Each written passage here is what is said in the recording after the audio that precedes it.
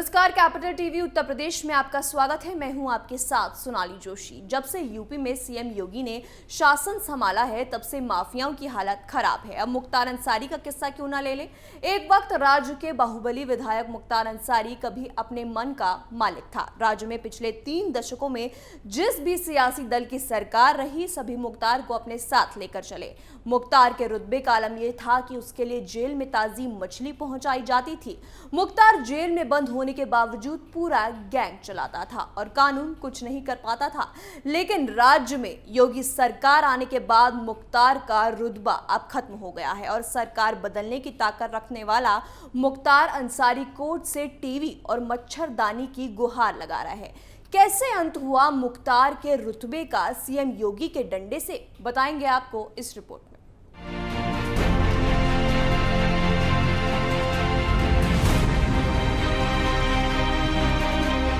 Uttar Pradesh police की special task force ने Mukhtar Ansari gang के 1 लाख के इनामी शूटर अलीशेर उर्फ कामरान को एक इनकाउंटर में मार गिराया। बताया जा रहा है डॉक्टर की मौत के बाद मुख्तार को बड़ा झटका लगा है, क्योंकि पिछले 2 साल के अंदर मुख्तार गैंग के कई शूटर पुलिस के इनकाउंटर में मारे गए हैं और कई जेलों में बंद हैं, जिसके बाद मुख्तार की कमर टूट गई है। अगर देखें तो योगी सरकार में पिछले 4.5 साल में एक के बाद एक मुख्तार को बड़ी चोट दी है। मुख्तार, उनकी पत्नी, बेटे, रिश्तेदार समेत अरबों रुपयों की अवैध प्रॉपर्टी जब्त कर ली गई है और जो रुतबा कभी मुख्तार का हुआ करता था वो अब राज्य में खत्म हो गया है।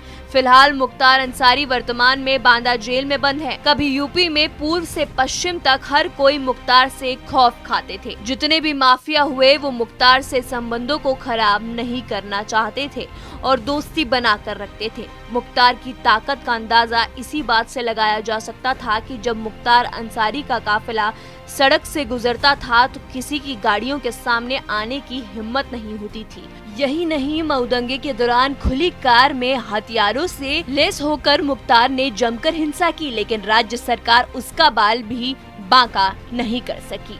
वहीं अगर पिछले 4.5 सालों के आंकड़ों पर नजर डालें तो राज्य में योगी सरकार बनने के बाद इस साल मार्च तक 7,791 पुलिस मुठभेड़ हुई थी। इन मुठभेड़ों में 135 अपराधी मारे गए और 3,000 से ज्यादा घायल हुए। बुधवार की रात को लखनऊ में एसटीएफ ने जिस अलीशेर को लखनऊ के बंद रोड पर मुठभेड़ में मारा वो मुख्तार का करीबी था और उस पर 1 लाख का इनाम था। जहां एक तरफ यूपी पुलिस ने मुख्तार के गिरोह को खत्म करने में लगा है, वहीं मुख्तार के आर्थिक साम्राज्य पर भी सरकार ने बड़ी चोट पहुंचाई है।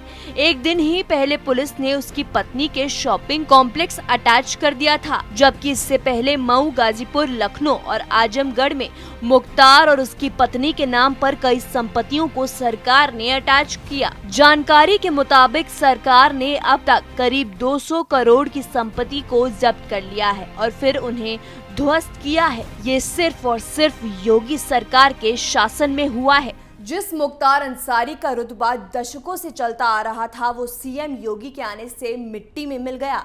आज मुख्तार अंसारी से थर थर कांपने वाले लोगों को यानी उसके गैंग को सीएम योगी की पुलिस ने धर दबोच के अंदर कर दिया। बात करें उसकी अवैध संपत्ति की तो आज उसकी हर अवैध संपत्ति को या तो ध्वस्त कर दिया गया है या तो गरीबों के लिए छत के रूप में बना दिया गया है।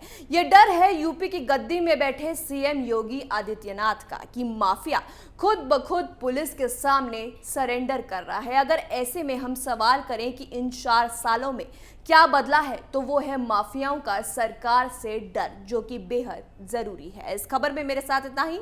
बने रहिए कैपिटल टीवी उत्तर प्रदेश के साथ। जय हिंद।